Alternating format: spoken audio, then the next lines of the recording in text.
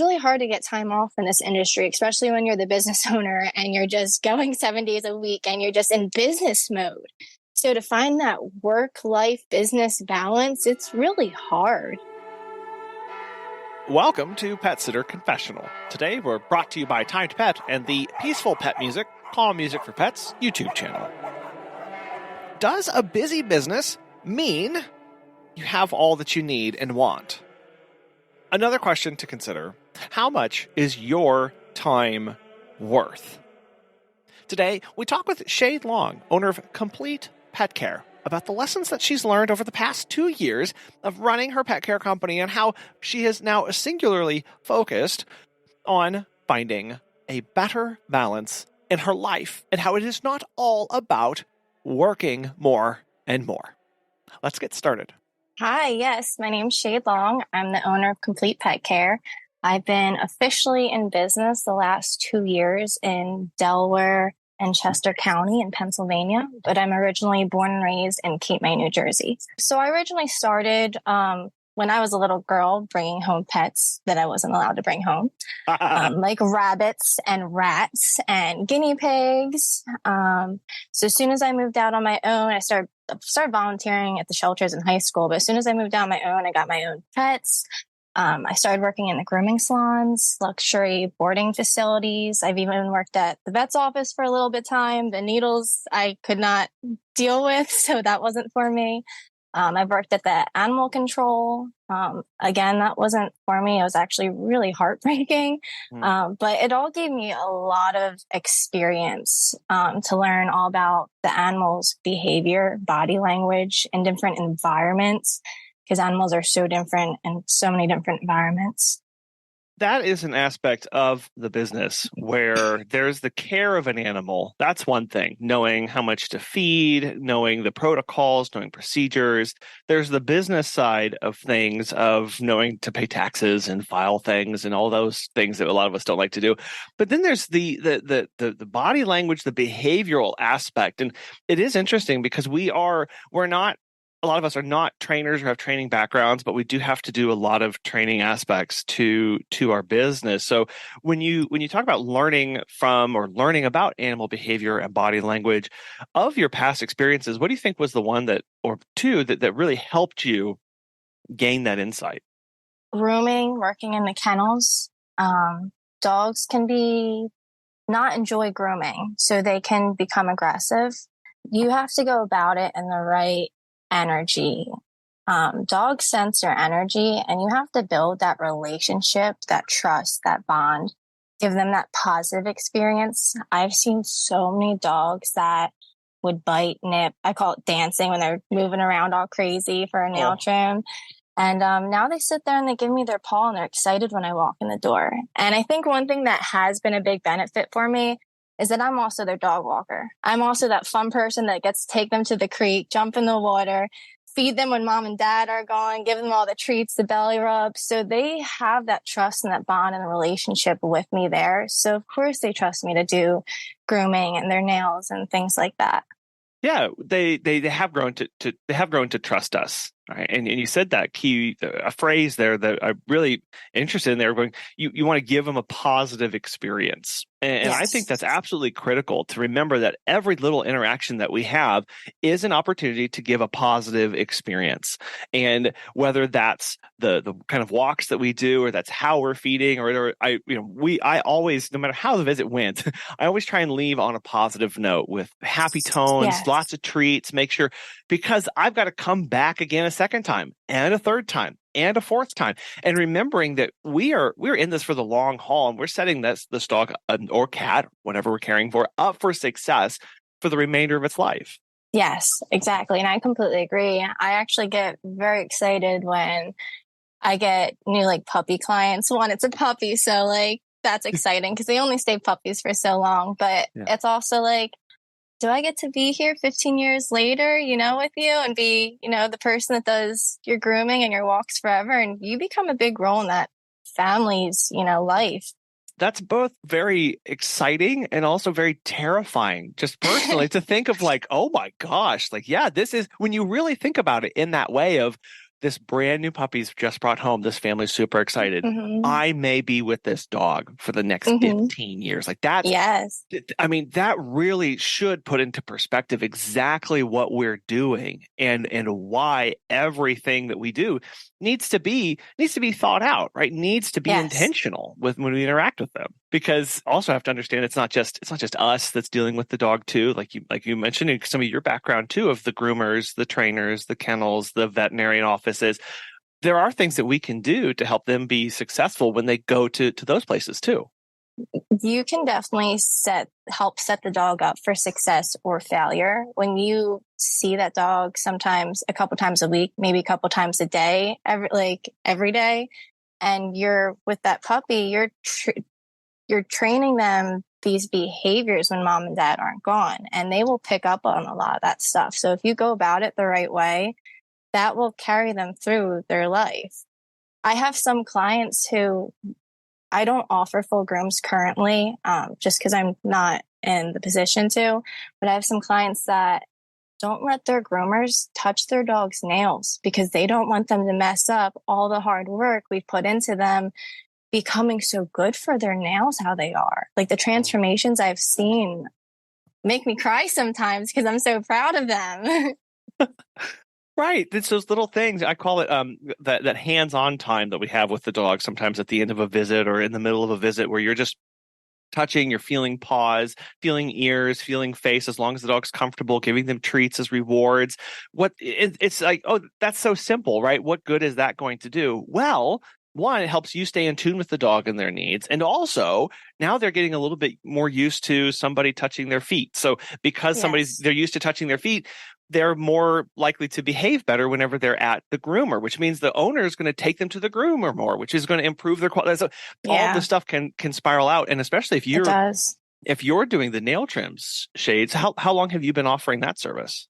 I probably started back in the grooming salons 5, 6, 7, 8 years ago. I actually had some neighbors asking me to do pet care on the side while they were away and do their dog's nails. And once I did it once, they immediately saw me for who I was and what I was offering, and they wanted me to come back more when they needed more services. And one of the biggest things that I think helps is the word of mouth. That has been a very big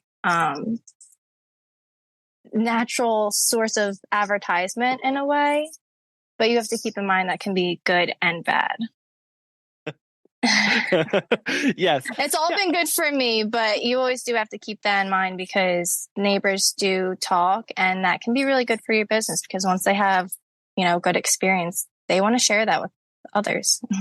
You're right. And we also have to again be humbled by the fact that now our business is being represented by somebody who doesn't own it, right? And that they can say things that might not be how we would say them, or they may not say things that we would have said. And recognizing, like you said, that it can be a both very good thing, very powerful, good thing in your business to help it grow.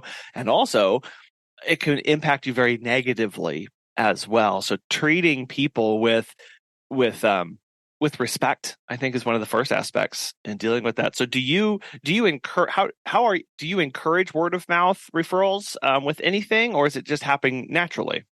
It's happened naturally, and I'm really thankful for that. For sure, because again, it's one of those things of we can focus on one client at a time and do our best work for them and trust that this work is going to improve their life. And like you said, once they're a raving fan, they're not going to be able to stay quiet about your services. So I was actually trying to figure out ways to ask for reviews because I know a lot of my clients have had really good experiences with me. And before I could even figure out how to ask, someone actually just gave me a review.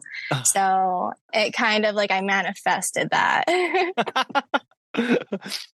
Yeah, those things happen in your business, right? Where it's like, oh, I never expected this, or I never planned for this, but it happens to you, right? And that's just part of being a good citizen, being a good representative of your company, and doing the best that you can, and trusting that it will work out.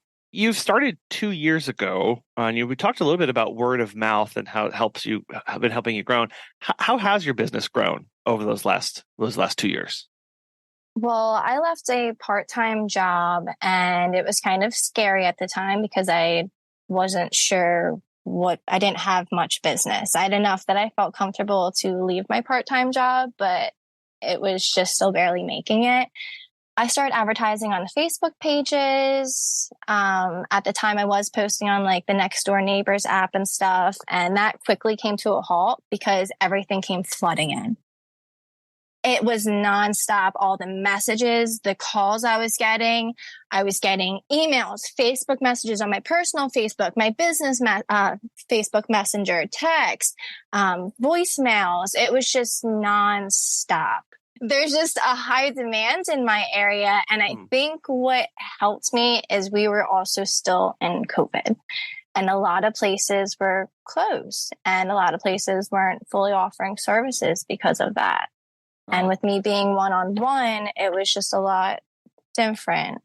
So those calls in the early days, were they for walks, pet sitting, or were they for the nail trims, the small grooms, those things that you also do? It was mainly for walks, nail trims. I was getting a lot of grooming requests, but again, I don't really accept those currently. And I still get a lot of grooming requests, but I just don't have the space right now to offer that. But the dog walks have not slowed down. I still have a list of people on a wait list right now because I'm just too busy. Even now that I have an employee, my boyfriend helps on his free time when he's not working full time. So, wow.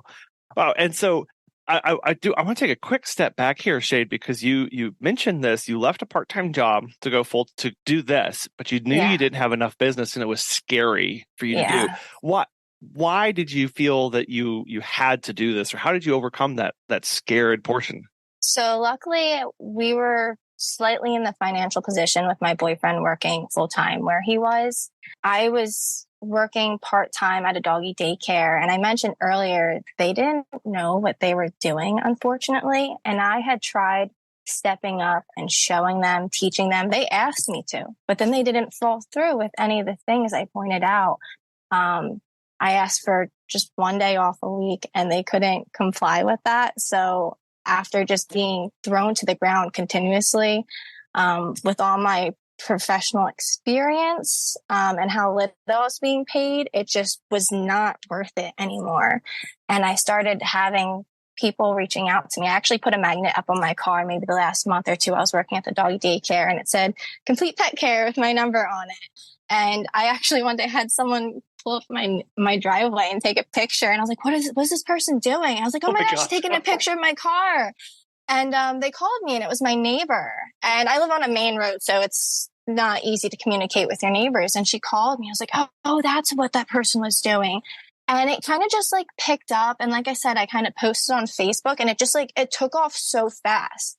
And it was really scary at first making that initial jump, but I was just so fed up with everything. And something just told me you just got to go for it. You just got to put it out there and see what's going to happen. Cause with the way my work was going at the time, I didn't think it could get much worse than that. And like I said, as soon as I left, everything was just coming to me, all of the business, all of the care, everyone it just got out there so fast. You're right. There are times where we just have to try something. And I think that's important to remember is that a lot of times we hear and, even we've talked about put a plan together, do research, put this together, seek counsel and advice and line it out and blah, blah, blah. Sometimes you do just try something. And it's important to continue to do that, to trust your gut, to go, this is something that is worth the effort. This is something that is worth the risk to me.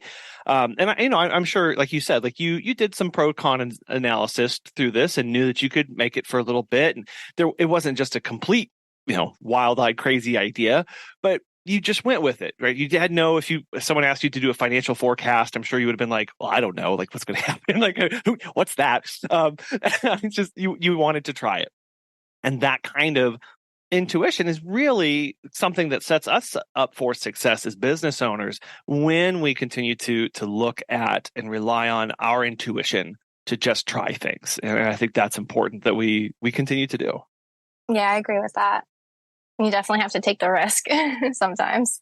that kind of growth seems, as you mentioned, even that growth was scary for you too. How did you manage all that in those days? I managed it by being overwhelmed. Oh. No, I have a planner. It was, paper book at the time. I still have a paper book. I've now switched to Time to Pet, which has been a lifesaver. But before that, I was on pen and paper, and I write down everything because I visit over 10 houses a day, every day. People are booking me months out at a time. How am I going to remember that? So I have to keep track of everything, even my other appointments. And then every day, I write down a list of everything I need to get done that day in a deadline. Sometimes I do it for the whole week, and that has helped keep me very organized. Having that that daily task list, that weekly task list, kind of this more long-term stuff really helps you mentally. I know it does me whenever I've got my pen and paper notebook right here, right? Like I know, okay, I've got my 6-month stuff on there and I've got today's tasks undone, because one of my biggest fear, one of the biggest burdens that comes up is that we're going to miss something. And that's what keeps us up at night. Yeah. So I actually, I'm already booking walks out to the end of this school year that's coming. The school year didn't even start yet. I'm already having walks booked out to next summer. So I actually just sent a memo to all my friends and family. I was like, anything you want to plans you want to make with me next year? Let me know now. Let's start scheduling. And my mom's like, my schedule doesn't go out that far. It's like, well, mine does. And if you don't book something with me now, I might not see you all year. My family lives 2 hours away from me. So if I have one midday walk, I can't see anyone because I have to stay, where I live to be able to reach that walk. If I were to drive to them, by the time I get there, I got to turn around for that walk. So it's hard to get time off like that when you work 7 days a week.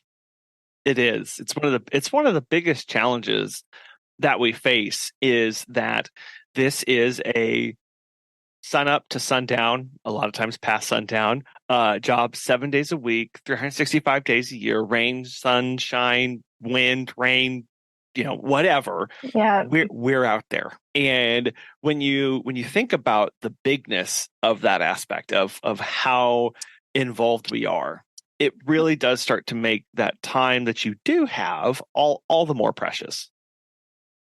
Yeah, when there's going to be bad weather and you have an hour-long walk, sometimes you have to think all right, can I get there a little bit early? What if we do this? What if we hit this one park that there's a lot of tree coverage so we can stay out of the rain? What if we do this part in the rain and then we'll spend the rest of the visit inside, running around?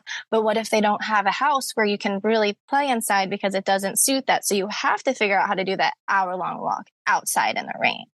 Yeah. Or if it's snowing and it's cold, or you have to figure out how to get through that snowstorm to get to that client's house that's getting 4 or 5 visits a day because they're on vacation. Yeah, don't tell me that this job isn't super. Don't tell me you don't have to be super creative. Right? A lot of people go, "Oh, I'm not artistic. I'm not a creative kind of person. I'm blah blah blah." This business, you have to be able to think, create, adapt on your feet every single day. Because no 2 visits are the same, even with the same dog. No weather's the same. You are not the same. I mean, I've definitely done walks back to back where the first walk I'm all peppy and super excited, and by the second walk I'm like, I don't know what's happening. But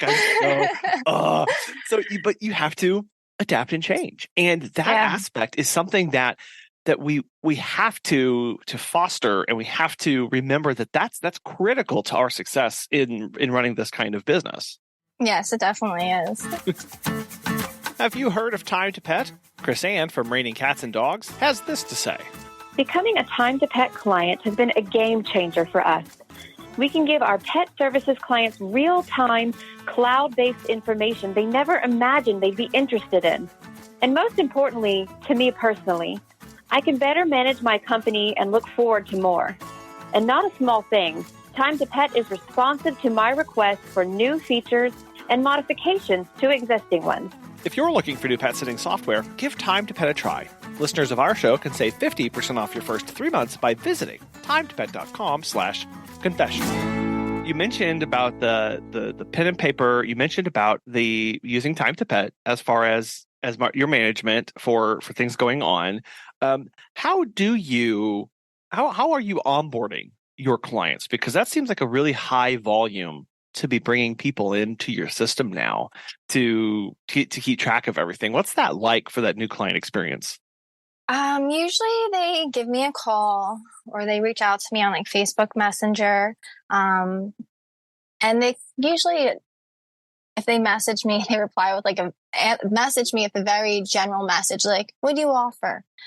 I'm like, or what service do you provide? Or like, just a very general message. I'm like, well, are you trying to like apply for a position we're offering right now? Are you looking for pet care? Are you looking for grooming? Like, can you specify more? So then I have to get into that conversation, like trying to figure out what they want. Then I have to figure out where do they live? Are they even in our service area? Because I'll sometimes have people call me like way out of our service area.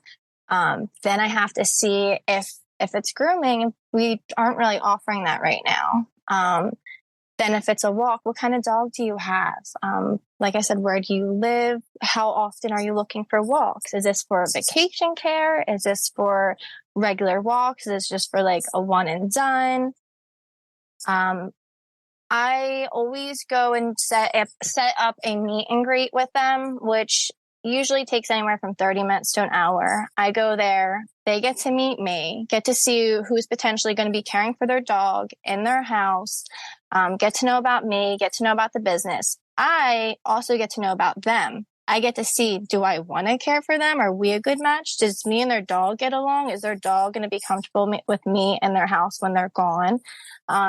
Get a feel where everything is, their food, water, medicine, all that stuff. Even if I'm going just for a nail trim, I ask all these questions because guess what? What happens tomorrow when you fall on the ground and you're sitting at the emergency room and no one's there to let your dog out and feed them? Guess what? The lady who trimmed your dog's nails the other day, who knows where everything is, bonded, insured, has all the experience, knows your dog already. Your dog knows me.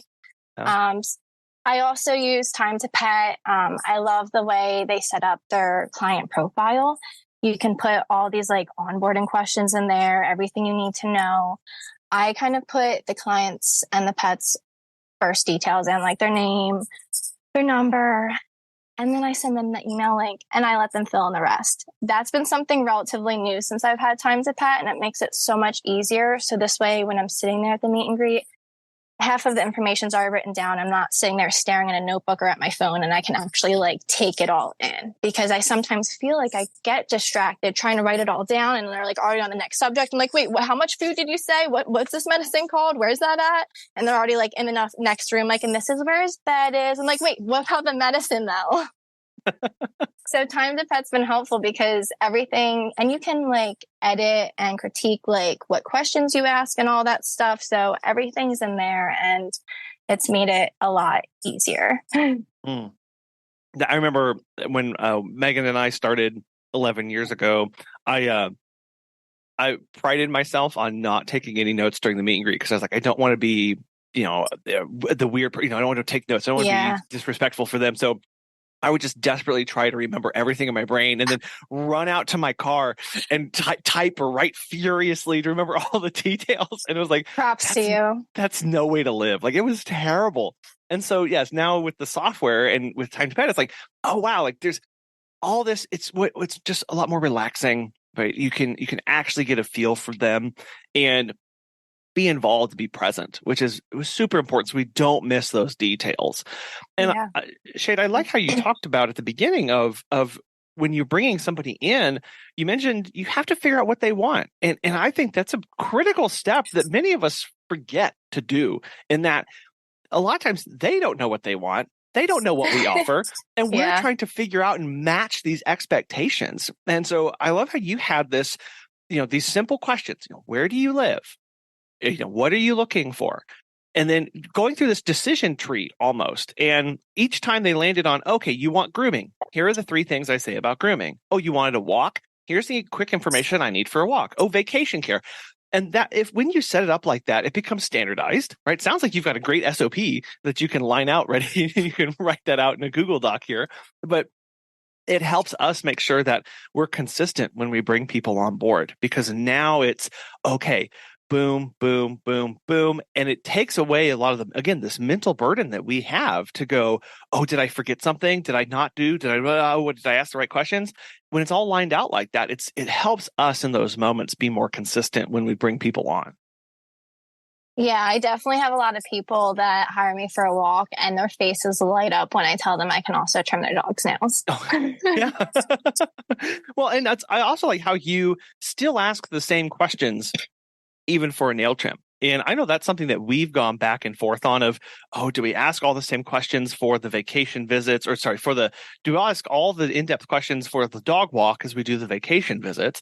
But our point is kind of like yours is, well, but we're here now. Right? So let's gather the information that we can. Yeah. Let's get it all set up so that if you do need us, if something happens, or if this walk turns into something more serious, we're here and we're already prepared. So kind of thinking ahead, going, I'm here in the person's home. I don't want to do a second meet and greet. I don't want to waste more time. What can I do to take advantage of this time that I do have?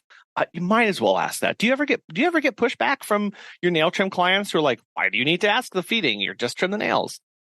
Not that I can think of offhand. I feel like someone's probably definitely like questioned it, and I've like explained to them just like I have now, like, but what if something happens tomorrow and you can't make it home? Like I know everything now. Yeah. Yeah. And I think just presenting that kind of them going, hey, I know you're not looking for the service now, but this helps me set up for success so that if I ever need to, I can. And it's just good to like know someone, even myself now that I've hired someone. There's been a few times where like we've just sat down at like Longhorn Steakhouse and we peeked on our doggy cam at home and our dog was eating our trash. So I called my walker and my employee. I was like, can you get to my house right now? I was like, I can leave right now, but I just sat down. She lives 5 minutes away. She's like, yep, I'm on my way.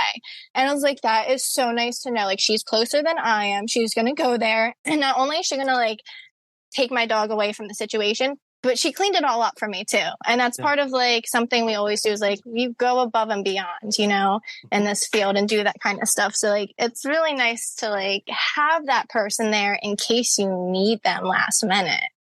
Yeah. We become a resource, right? It's like, now you've got me, now you've got my company. You can use me in a multitude of ways, right? And part of that's a little bit of education of going, okay, I know you're just looking for this one little sliver of services. I also have all of this other stuff, right? Like we're available. I did want to jump back because my brain just remembered a question I had for you when you were talking about how far out you are booked, Shade. You know, if you're booking out towards end of next school year, what is your cancellation policy? Because I know a lot of people would go, oh, I don't want to book out that far because I don't want to charge a cancellation, or I don't have things in place for that. It's funny you say that because I actually have a paper in front of me that I typed it up. I actually had one of my very trustworthy clients that I've built a very personal relationship with. I had her review it for me. I said, as a friend of mine now and a client, what would you think of this? And she actually helped me kind of like reverb some things, reword things, think on some things. And I haven't come out with it yet, but I do have a paper I'm going to start giving out at my initial meet and greet. And it's going to be like a little short about us and what to expect. And I want to highlight actually the cancellation fee. And I'm not sure what it's going to be yet because I want to find something that's fair for me and that's also going to be fair to the client, because as me also having pets as considered also a client of Complete Pet Care, I want to find something that's fully fair for everyone. Currently right now it's 7 days or less is a 50% cancellation fee, but I'm so bad at enforcing it. I always tell people, it's okay. Don't worry about this time. It's okay. I really only made it because I had a few regular walks that were constantly canceling. And like, it was really messing up my schedule. But again, like I'm a human. I'm very understanding. I understand and know things happen. So I've been lenient with a few cancellation fees and then I kind of enforce it, but I'm trying to find something that's, I don't know if what my 50% 7 days or less is right. I know some people in the pet care industry who would be like, yeah, but as a client at the same time, it's like, you don't know what your schedule is always going to be, especially with the regular walk. So it's kind of hard to say. And like I said, I'm trying to figure out an even ground with that. It is hard. And I know some people have different cancellation policies for vacation visits versus dog walks versus other services that they may offer. Basically, how inconvenient is it to you, or how hard is it for you to replace that client, right? Well, it's hard because, like I said, my schedule goes out months, almost a year ahead of time. And when I book those things, I'm route planning. I sometimes will move that. Some of my clients are very flexible with their walk times. Like the one dog I can walk between 8 a.m. and 11 a.m. Like that's a very wide window frame. So sometimes I'll go, okay, I guess I have to walk this dog at like 8:30 instead of 9:30 because I now have a 10 a.m. walk or something like that. And there's a 30-minute drive difference in between because they're both across town. So then when that one walk cancels and I also had something else lined up, it's just like a ripple effect and everything comes crumbling down. Then I have like open spots and like, all right, so I'm going to sit over here on the side of town for an hour because my next walk's 30 minutes away. And can I like get any grocery shopping done? No, because it's all going to melt in the car. Like, can I do that? So then I sometimes sit there with the dog for an extra 30 minutes doing my paperwork because it makes no sense in driving back and forth. Sometimes I stop at my house 5-10 times a day because it's just so in and out with the dog walks. They don't line up right. So that can be real challenging, especially when you've route planned months ahead of time and then there's that big cancellation. Yeah, that tells me you need that 7-day, right? If it's that impactful and you're like, look, because also you may have turned away people in that time spot, or you may have, like you said, route planned something. It was really tricky to fit something in, and now it falls apart. Like that's time, effort that needs to be compensated back to you in some aspects, and I view it as a compensation back towards you versus a punishment towards the client. Like, yes, we like to have them to prevent people from canceling, but if they're going to cancel, they're going to cancel, right? They're not going to. It's especially when you already spent an hour or two over the week, one spending 30 minutes on the phone just talking with them, trying to figure out what's the details of their trip. When's the first and last visit? When's the bedtime visit? When's the morning visit? And then they go and change the dates on everything. Yeah. And then you have to rework everything. And if you already invested a couple hours into reworking this whole schedule, and then they cancel, and then you don't get paid at all. Yes. And I've had that happen multiple times. Yeah, I get that it's work that you've put in. So I kind of like viewing it as a compensation back towards that effort already put in your schedule for that. And yes, there's some lost revenue that you need to recoup from that, because the conducting of the visits is just the conducting of the visits, and our prices account for, or should account for, the effort of preparation, planning, scheduling. All of that has to be accounted for and paid out of the visit when we're actually there. So there is a little bit of recompense that comes back to us through that. And like you said earlier, okay, you don't always have to enforce it. Like that is true. Like if you've got a long-term, client that's been with you, several years, or they book with you very regularly and they have something that comes up, you can let that slide. But if you have somebody who's habitually doing something, it's like, okay, I can reinforce this on that. And making that judgment call as a business owner is kind of where we get a little bit of flexibility. Especially when you've started hiring and you have employees, and now you're messing up their schedule as well because they thought they were going to have these walks. Maybe they have work another job and they adjusted their schedules for that, adjusted their plans all for this one walk, and then it gets canceled. And then you have to I feel like the bad guy, guess what? There's no work for you now tomorrow. Sorry. Yeah. Well, so talk to us about your hiring and what that process was like for you. Oh, it was a nightmare at first. I was so excited and so scared. And I finally found someone I thought was a good fit, and they taught me everything I needed to know right then and there from that one person. All of the things to look for and not look for an employee. I realized some things that I had to reiterate and reword so they understand. I accidentally had a client open up my, or an employee open up my client's mail the one time because I opened up their Chewy package because I knew it was their dog food. They're away on vacation and they're also handicapped. So I filled the dog food and I think she just took it. Oh, whenever we see a chewy box, we open it now. Oh. So I had to, and I always now, and I tell all my new employees, like, this might sound silly. We bring in their mail, but we do not open it. So she taught me a lot of things. And almost a year later, I now have one part-time girl lady, and Melissa Hope. Shout out to you. You've been a blessing for Complete Pet Care. She's so reliable. She's great at communicating. She knows what she's doing. She understands dog language. She has experience. And they're all the things we're looking for. Someone who has reliable car, someone we can trust and is trustworthy. Our clients aren't only just paying for our services, they're paying for our trust. And they're trusting us to entrust someone else in their home. And that's a really big responsibility, especially when you're as small as I am. And this is your whole life, your whole reputation. And you're now putting that in the hands of someone else to represent you. So it's a really big deal when you're looking for that good fit to join your pack.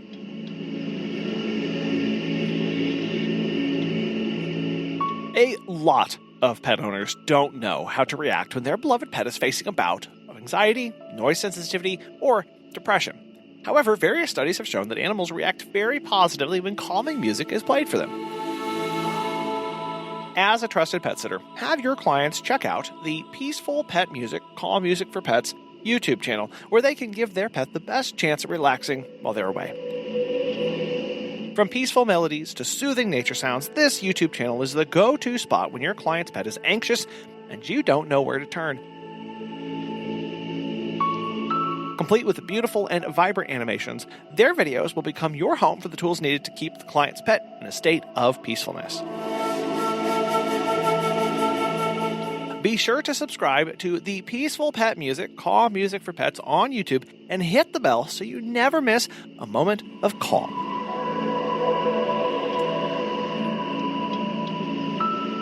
How did you know it was time to hire? When did you start having those thoughts of it was something, a road you wanted to travel down? I was working 7 days a week, anywhere from 10 to 15 hours a day. I was completely burnout. I couldn't function straight anymore. I actually had to ask a few of my regular walks to, they're very flexible with their walks, and I appreciate them for that. And I had to cancel on them for a week or two. And it was all very last minute, like the day of, the day before, because I was just so out of it. I couldn't function. I was stressed about taxes. Like I said, I was working 15 hours a day. Then I had to go home and cook and clean and take care of my pets and exercise my pets and have a social life and keep up with the social media, keep up with all the pet parents, keep up with all the paperwork. It was so overwhelming. And I was just so motivated. I was so excited and I didn't know how to say no that I just kept accepting the pet care and I completely wore myself out.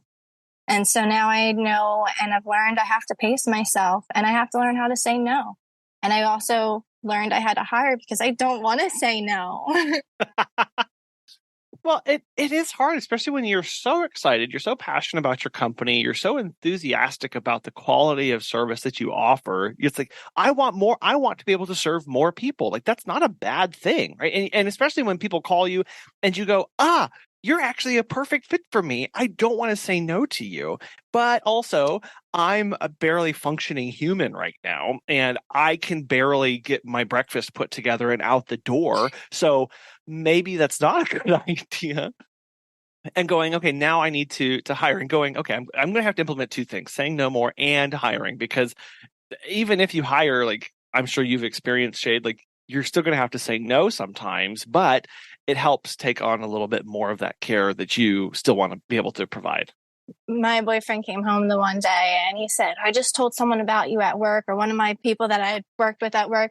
He's like, if they call, you can't say no to them. Like, you have to give them pet care. Their dog's so amazing. They're so cute. You're going to love them. They have this really nice yard and everything. Like, they're such good, like, because he delivers for UPS. He's like, they're such nice clients. I love delivering them to them every day. I'm like, that sounds great, but are you going to do this? Because I don't have the time to.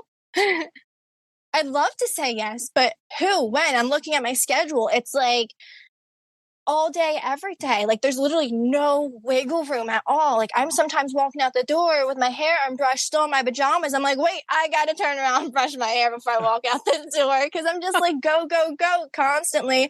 I'm getting up sometimes at like 4 or 5 a.m. for walks. Sometimes I have like 1 a.m. in the morning walks. I don't know whose schedule that like has a schedule like that, but someone does and they need a walk and I was there for it. So our schedule is crazy and it gets to be much. Like I'm working all hours of the day. So as much as I want to say yes, I physically cannot anymore.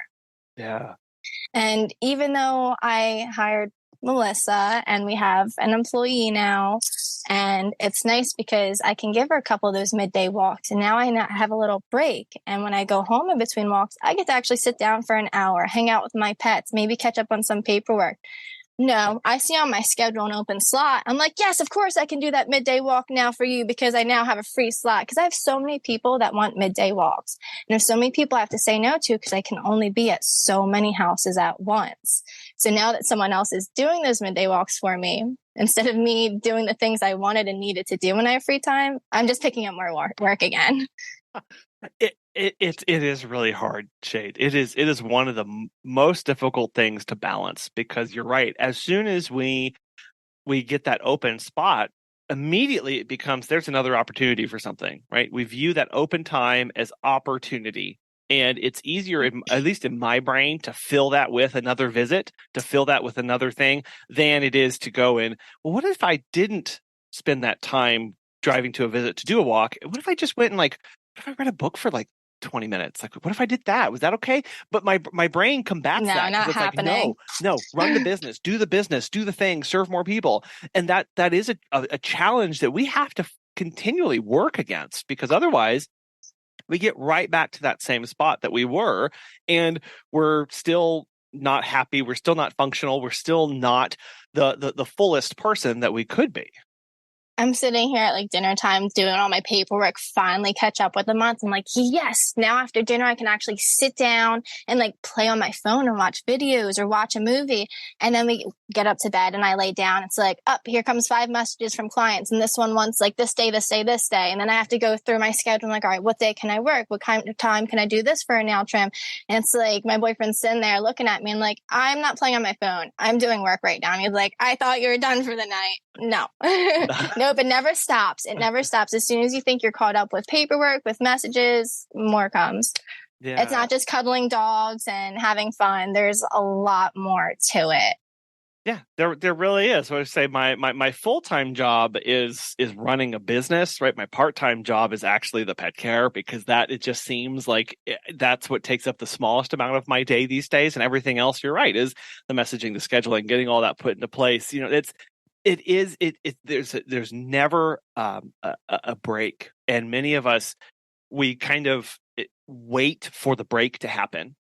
I know that's a mindset that a lot of people have is, well, I'll take time off when it slows down, or I'll wait till see if this weekend fills up, and it never does, right? It never. I've said it before. I'll say it again. If you are feeling like your business is going down, if you want to see a quick jump in inquiries, just block off a weekend.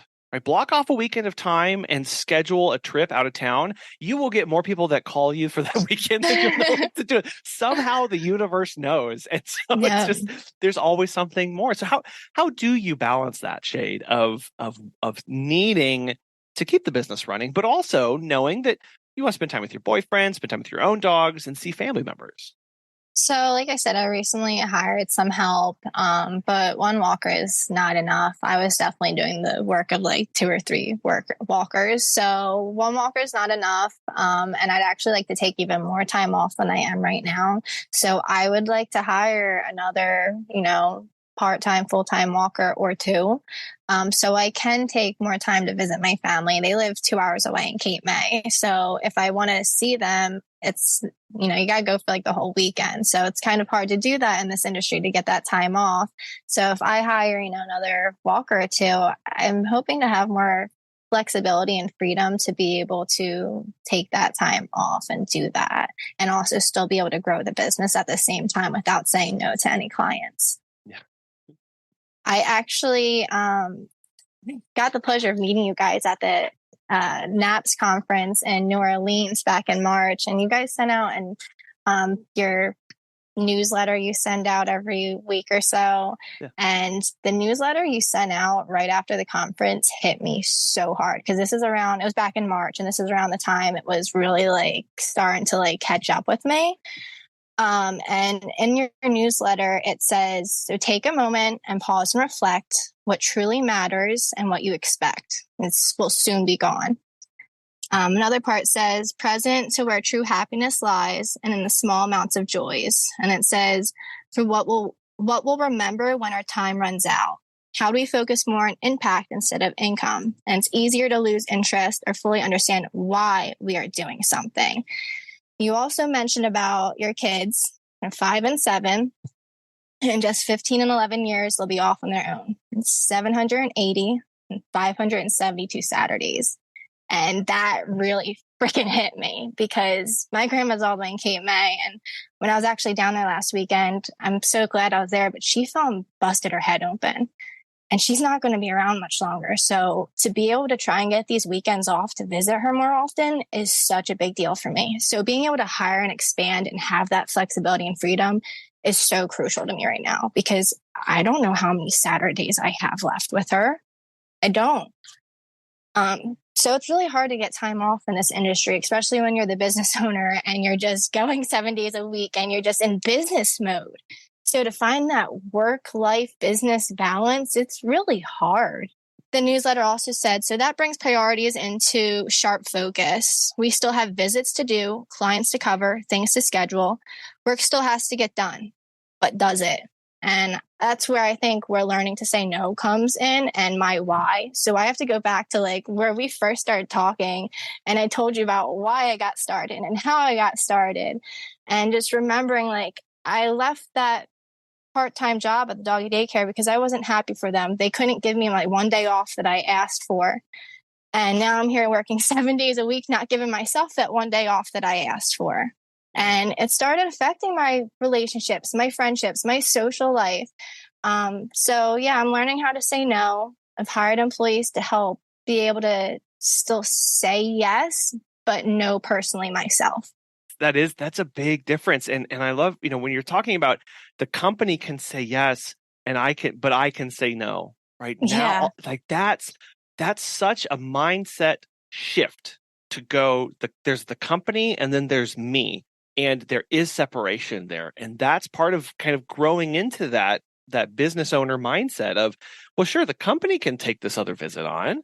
And sure, I know you will treat your staff members well and not overburden them. Yes. And, right, like yeah. Well, after the experience I have, I don't want to lose my employees. I'm so grateful for them. Yeah. I don't give them a schedule. I say, what is your availability? Would you like to do these walks? I don't say, here's these walks on these days. Like, you got it.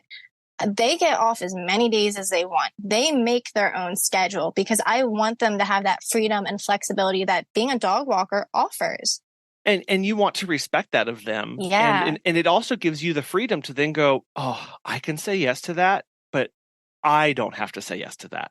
Right. And that's and to hear that that's a goal. That is a big goal to know that we the company can serve people well without me having to be out doing everything. And that is where that flexibility comes in and you get that freedom back. Right. It is so interesting that we get into this and we're like, oh yeah, I get to, set my own schedule. I get to be flexible. I get to do all this stuff. And then we look up and we go, what flexibility? Like what's schedule? What are you talking about? Like I don't have anything. And we do lose out on those little moments and knowing that like as much as we love the pet care, it's not the be all end all. It's not the everything to us. It doesn't represent the whole us. I was kind of worried in the beginning saying no that like, so what if with me being so new in the beginning, like they are going to go away whether I say I can do this or not. They're going to find a pet sitter, whether it's me or not. And I actually have a lot of clients that, not a lot, but I have some clients that have other pet sitters now. But the thing is, they're their backup pet sitter and I'm their pet sitter. And when I say no, they now at least have backup because, like I said, they're going to go away whether I'm available or not. So it's been really assuring to know that like my clients love the care that I provide them.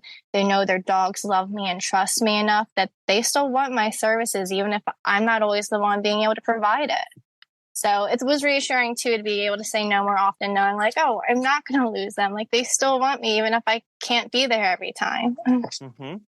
Right. Yeah. It's not a one and done kind of thing, right? We get to be part of that now community that's caring for them and knowing that that's great because now they have options and we have options too. And that's okay for us, right?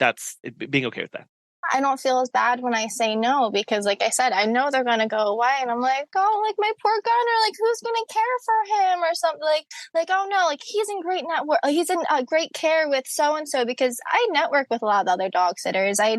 Sometimes I'm in touch with the other dog sitters and other people that are caring for their pets, and I think it's good to share and like network. At least where I live, there's so much pet care business. I'm not shy to share and network and refer them to another dog sitter because I'm not available. And I know that other pet sitters also, a great person to be, using their services. Shade, what do you think is the biggest thing that as you've learned to say no, what's something that you've said no to that you never thought you would, before that you've been able to say no to? Last minute visits. I used to be very good for like, yes, I can do that last minute. Like, yes, I'll head over there right now. Or yes, I'm available tomorrow. Yes, I'm available tonight. And my schedule is not flexible like that anymore. Yeah. I can't say yes as much. And when I first started that burnout a few months ago, I started blocking off my schedule for around this time because my schedule is so busy. I couldn't just like, all right, I'll take off next week. Like I can't take off for another few months. Yeah. So it's finally just now starting to that transition of me taking time off months ago and finally now getting that time off. So it's been hard saying no to my clients, knowing that I have this free time. Like this whole weekend, I blocked off. My family's coming to visit me. And I'm spending the whole 2 days prior. I have one walk the 2 days prior. One walk. So I basically get 2 days off. I get to clean my house, catch up on paperwork, talk to you, and just relax. And it's really hard to tell my clients, like, no, I'm not available because, like, I am available. But I'm not. I'm not available. I'm busy with my own life right now. And it's been really hard to do that, but I have. Oh, I absolutely love that, Shade. I am available, but I'm not because I'm busy with my life. Right? I that needs to be on a t-shirt. That needs to just be something of like, no, like I'm my life. Like I'm important. I'm important too. Right? That is something that we can all strive for, to have that mentality of like, this free time is not free because it's me. Right? That's what we're getting to. So that's amazing. I'm glad that you have this weekend with your family and that you can be with them because it is really important. Yeah, I'm busy doing nothing. Yep. Right. Wink, wink, nudge, nudge. Right. Well, Shade, I really want to thank you so much for coming on the show today and for sharing your journey and all the lessons that you've learned and all the hills that you've had to climb along that, and how you've really been able to focus and all through this focus on how taking care of yourself and finding those important things that are in your life, and structuring a business that allows you to go and take part in those, because that's a lesson that we all continue to learn and refine throughout our lives. So I really appreciate you sharing that. And for those who want to follow along with you and get connected and see all the cool stuff that you're doing, how best can they do that? I mainly post on Instagram and Facebook. It's just Complete Pet Care. On Instagram, I think it's Complete Pet Care 609. You can also reach us at our email, completepetcare609@gmail.com. Please give us a like and follow. I post daily photos. I put stuff on our story all the time. Yeah, I think recently you were posting about some chickens and stuff, and those were really Yes. cool to see. So Yes. I appreciate you having me on your show as well. It was a pleasure meeting you guys back at the NAPS conference and having me on your show again today. Shout out to my boyfriend, Sean Bright, as well. I wouldn't have started my business without his support. Yes, it's absolutely my pleasure, Shade. I really appreciate your time. I've absolutely loved our conversation. So thank you for coming on. I may be available, but I'm not because I'm busy with my life. How does that apply to you right now?